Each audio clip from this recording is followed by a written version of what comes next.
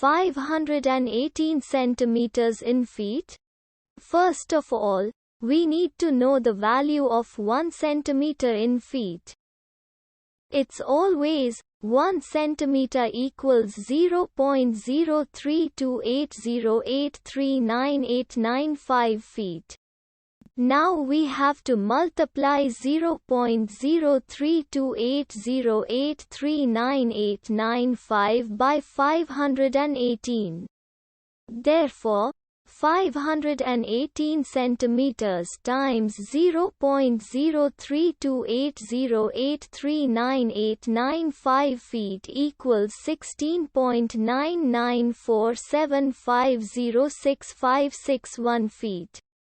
So, in other words, 518 centimeters equals 16.99475065661 feet. We hope you have enjoyed this video. Please like and subscribe to our channel for more videos like this.